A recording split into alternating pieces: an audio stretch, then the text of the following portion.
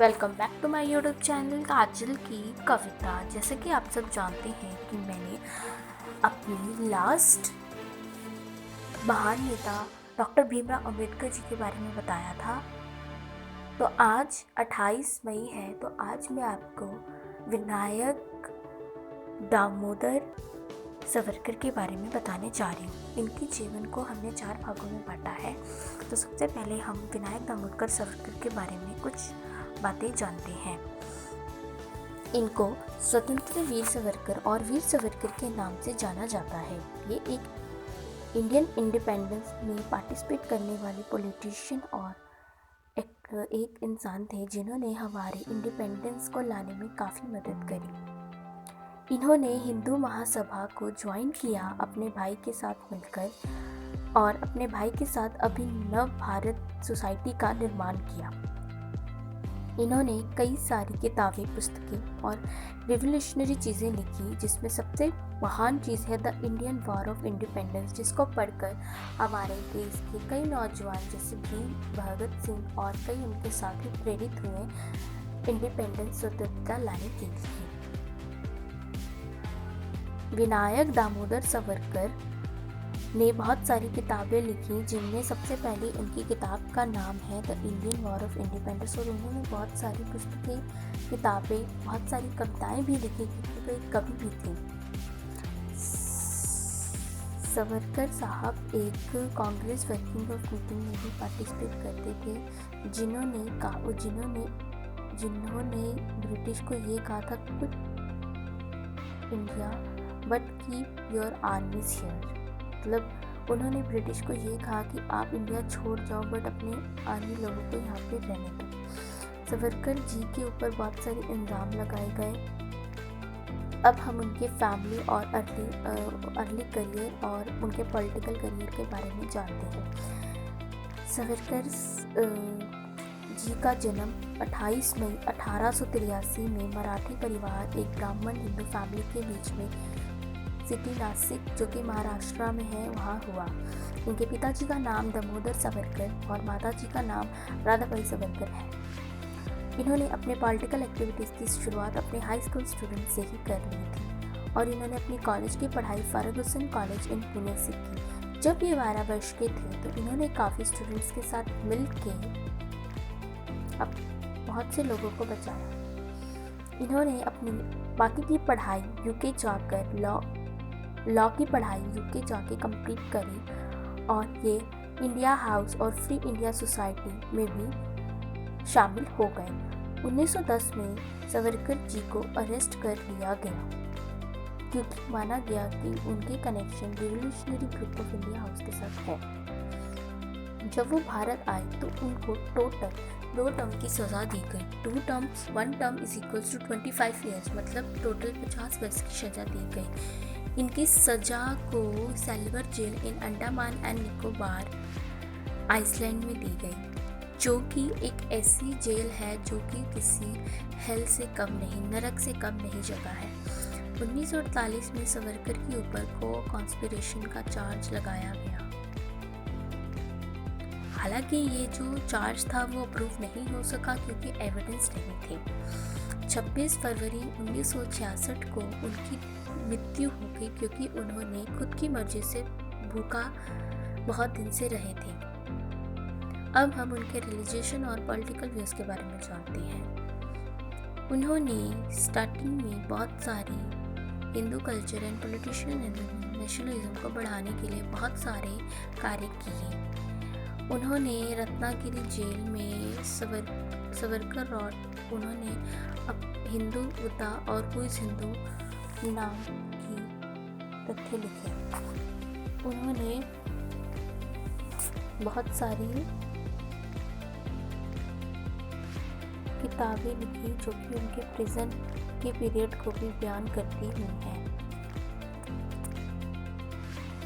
उन्होंने सोसाइटी को, राष्ट्र को, समाज को independency, unity of Hindu, Sikhism, Jainism आदि सभी कुछ समझाया और उन्होंने कहा कि हिंदुइज़्म, जैनिज़्म, सिखिज़्म, बुद्धिज़्म सभी एक हैं और हम सब एक ही हैं। उन्होंने कहा कि सभी लोग एक ही कॉमन मदरलैंड में रहते हैं और उन्होंने इंडिया को एक होली लैंड के नाम से बताया। उन्होंने दो विज़न अपनाए थे जीवन में। पहला, हिंदू राष्ट्र, हिंदू नेशन, एंड एज अखंड भारत के नाम से बताया। उन्होंने बहुत सारी कविताएं में भी इंडिया के बारे में काफ़ी कुछ लिखा है। अब हम उनके कॉन्ट्रीब्यूशंस के बारे में जानते हैं जो कि उन्होंने समाज में दिए हैं। तो सबसे पहले उन्होंने अभिनव भारत सोसाइटी, जिसको यंग इंडिया सोसाइटी के नाम से जाना जाता है, उसका आरंभ किया। सीक्रेट सोसाइटी उन्होंने अपने भाई गणेश दामोदर सावरकर के साथ 1904 में स्टार्ट करी। उन्होंने नासिक मेला सोसाइटी एसोसिएशन और बहुत सारे रिवोल्यूशनरी और पॉलिटिशियन एक्टिविटीज़ के लिए कितनी सारी ब्रांचेस इंडिया और लंदन में खोली। उन्होंने यूके के ऑर्गेनाइजेशन में इंडिया हाउस में पार्टिसिपेट किया। उन्होंने श्यामाजी किशन वर्मा 1905 में खोजा। उन्होंने बहुत सारे प्रमोशन किए नेशनलिज्म, जो कि स्टूडेंट्स लंदन में जाके पढ़ते हैं उनको प्रेरित करने के लिए।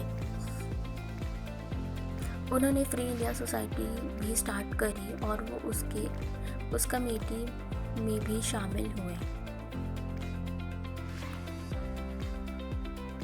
1933 में उन्होंने बहुत सारे लाला लाजपत राय, मैडम मदन मोहन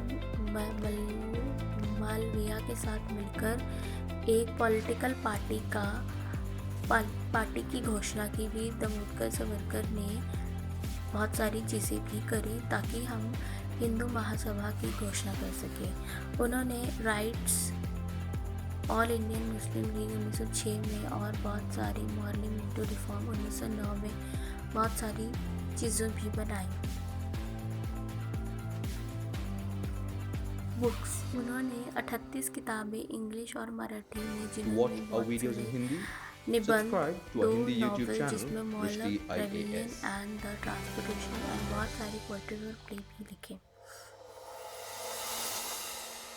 उन्होंने एक किताब लिखी जिसका नाम है मजही जन्म, मतलब माई लाइफ टाइम, जिसमें उन्होंने अपने अंडमान प्रिजन के बारे में एक्सपीरियंस को लिखा है, जिसको पढ़ के हम उनकी जीवन में बीती हुई कठिनाइयों, मुश्किलों के बारे में जान सकते हैं।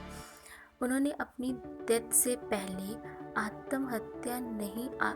आत्म पर आर्टिकल भी लिखा, जिसमें लिखा गया है कि अगर हमारा मिशन ख़त्म हो जाए तो an ability to serve society is left no more, तो हमारी काबिलियत नहीं बचती सोसाइटी को सर्व करने के लिए।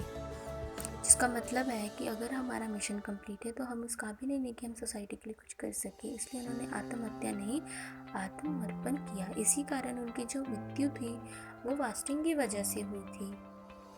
लीगेसी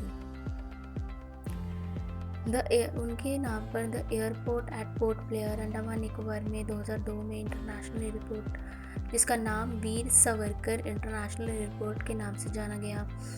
उनके लिए काफ़ी विनायक दामोदर 18 के नाम पर काफ़ी मोमेंटो भी तैयार किए गए हैं। तो इस तरह विनायक दामोदर सावरकर ने अपने जीवन में काफ़ी कुछ किया हमारे नेशंस के लिए और उन्होंने अपना बेस्ट एफर्ट दिया। हालांकि उनके लाइफ में बहुत सारे अप डाउन्स आए। उनके जो जेल का पीरियड था जब वो एक कैदी थे, फिर भी वो अगर अपना टास्क नहीं पूरा कर पाते थे तो वहाँ पे उन्हें पीटा भी जाता था।